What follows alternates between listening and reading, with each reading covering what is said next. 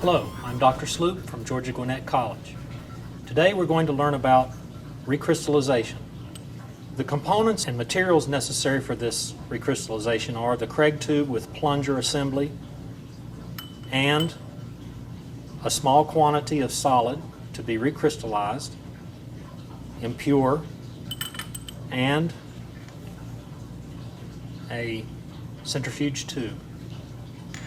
The reason that we want to do a recrystallization is that we have procured some solid that is of insufficient purity to continue on to perhaps say a second step in a reaction, or impure to the extent that we can't do a proper analysis.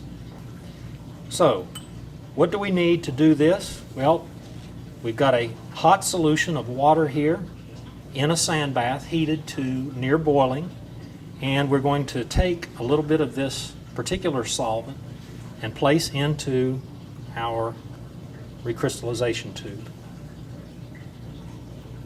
Now, when you're adding the solvent, it's important to remember that we want to use only enough of the hot solvent to completely dissolve the material.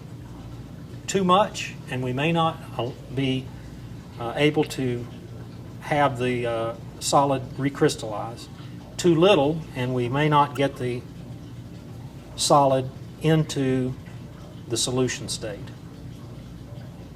Recrystallization is more of an art than a science. Choosing the right solvent is important because only the correct solvents will give highly pure crystals. This process may take anywhere from 5 to 30 minutes or more, so remember, patience is important. Don't rush the recrystallization. Well, I have a sample that has been successfully recrystallized, and shown here you can see the crystals in the bottom and along the sides of the vessel. And so now what we need to do is to isolate those crystals.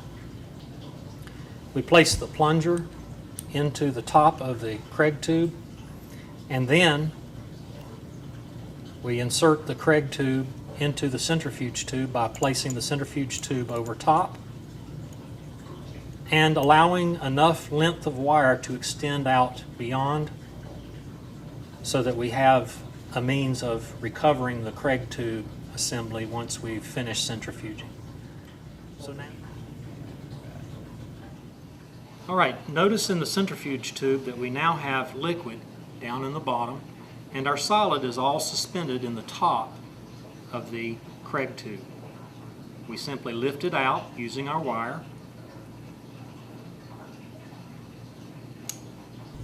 We're ready to conduct our analysis by taking this solid and doing whatever we need to do with it, whether it be a melting point, some sort of spectral analysis, or other analytical method.